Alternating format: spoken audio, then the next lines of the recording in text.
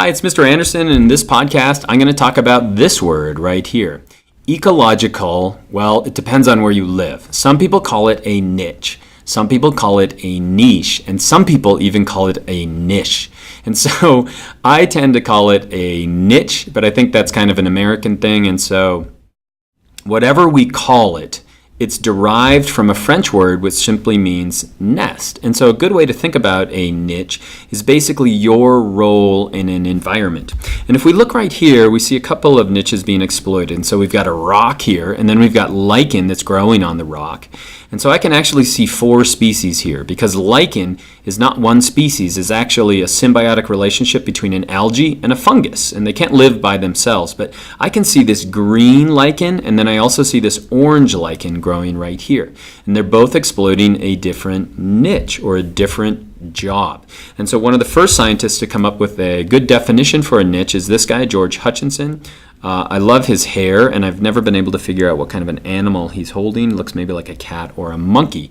But he defined it as an n-dimensional hypervolume, and so that seems like a crazy term. So what's he really talking about? Well, he's saying let's put on one side some biotic factor or abiotic factor. Let's say on this side we put sunlight, and on this side we put moisture. Well, this is just a 2-dimensional volume, and so basically, or area we would call that. And so let's say that you're an organism that likes a lot of light, so you could survive there, but you don't do well with moisture. Well, then this would be your niche right here. And so it would be this area. But he says there are so many different characteristics, both biotic and abiotic, so we could add temperature, food, predators, all those things. So if you think of each of those being a different dimension, then you would have this complex n-dimensional hypervolume, and it would be this shape that only a species can fill, and none of those species can overlap. So we're getting a little deep. Let me tell you what I'm talking about. So let's say we've got the orange lichen.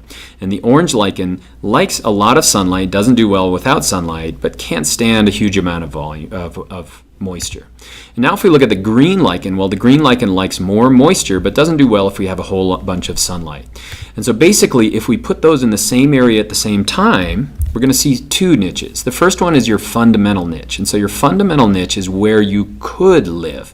And so in other words, for the orange one, the fundamental niche is going to be this whole area. It could live here, but when you have the green lichen show up, it can't. It's being outcompeted by that green. And so now we would have to give up this section. This actually belongs to the green. And so now the realized niche of that orange lichen is just going to be this shape right here. And so that's one way to think about a niche. Another way to think about it is simply its job. And so let's say you work in a factory. This is an early Ford assembly line. Basically, each of the workers in here have a specific job or a role within this factory. Likewise, in a coral reef, each of these corals is going to have a different role that they play within that ecosystem. And so they're constantly in competition with each other. And in fact, we have what's called the competitive exclusion principle. And that essentially means that you can never have 2 different species filling the same niche at the same time. A better way to say that is that complete competitors, in other words, 2 species that are in complete competitions, doesn't even exist. It's like a fairy tale. And so let me tell you a real story of how this actually plays out. And so this is a coyote, this is a fox, and then this is a gray wolf.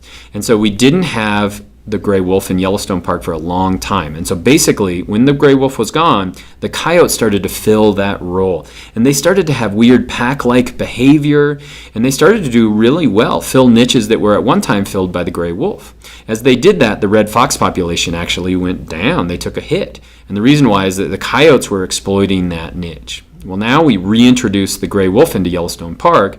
The gray wolf actually is killing coyotes by the thousands. And so when we introduced the wolf into Yellowstone Park, almost immediately 50% of the coyotes were gone. And that's because they were in competition for the same food source, the wolf and the coyote. And so the wolves would target them and kill them. And a pack of wolves against a coyote is no competition because coyotes kind of live this solitary life. They'd simply kill them. And so basically what's happened is the wolves have now taken over that niche that was being filled by the coyote. As a result, now there's less coyotes, and so you could imagine that the red fox population is starting to take off, and so that's pretty cool. Right now, if you go to Yellowstone Park, we've seen selection, and so now we're seeing coyotes that are much larger than they used to be, and they tend to spend most of their time around the roads so they get protection from humans. That's it. That's all I've got on the niche, and I hope that's helpful.